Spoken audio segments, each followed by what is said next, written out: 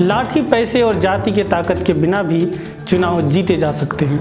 मैं इन तीनों के बगैर चुनाव लड़कर देखना चाहता हूँ। ये बातें हिंदी के महान साहित्यकार फणीश्वर नाथ रेणु की हैं, लेकिन उन्होंने ये बातें किसी कहानी या उपन्यास में नहीं बल्कि विधानसभा चुनाव लड़ने की घोषणा करते हुए एक प्रेस वार्ता में कहीं।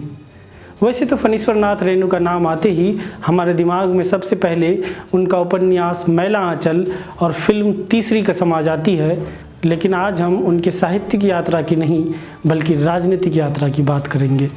रेणु 1952 तक सोशलिस्ट पार्टी के माध्यम से राजनीति में सक्रिय थे।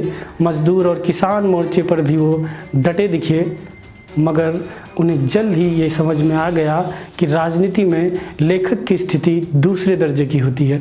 इसलिए 1952 के प्रथम आम चुनाव से पहले ही दलगत राजनीति को विदा कह दिया। इस दौरान लगातार अपनी साहित्यिक चेतना से हाशिए और शोषित वर्ग की आवाज़ को बुलंद करते रहे। आखिरकार उन्होंने 1972 में सीधे चुनाव में उतरने का फैसला किया। चुनाव में पटना में एक संवाददाता सम्मेलन में रेणु ने तत्कालीन पूर्णिया जिले के फॉरबिसगंज विधानसभा से निर्दलीय प्रत्याशी के रूप में चुनाव लड़ने की घोषणा कर हलचल मचा दी। इसी दौरान उन्होंने कहा था, लाठी, पैसे और जाति के ताकत के बिना भी चुनाव जीते जा सकते हैं। मैं इन तीनों के बगैर चुनाव लड़कर देखना चाहता हूँ।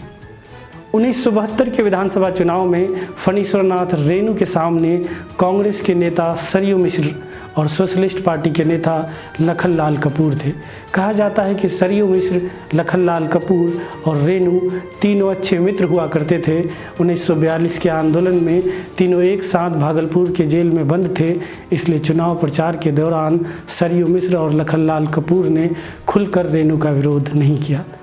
चुनाव में रेणु का चुनाव चिन्ह नाव था और उनका नारा हुआ करता था, कह दो गांव गांव में वोट डालेगा नाव पे, कह दो बस्ती बस्ती में वोट लगेगा कश्ती पे। लेकिन चुनाव परिणाम आया तो रेणु को बहुत तकलीफ हुई। रेणु को सिर्फ 10.5% वोट आए।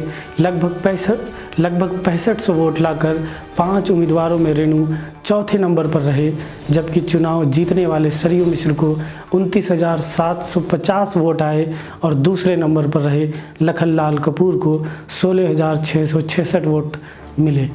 हालांकि दशकों बाद रेणु के बेटे पद्मपराग वेणु 2010 में भाजपा के टिकट पर फॉरबिसगंज से रिकॉर्ड 70,400 वोटों के साथ चुनाव जीतकर विधायक बने, लेकिन 2015 चुनाव में भाजपा ने संघ से जुड़े विद्यासागर केसरी को अपना उम्मीदवार बना दिया।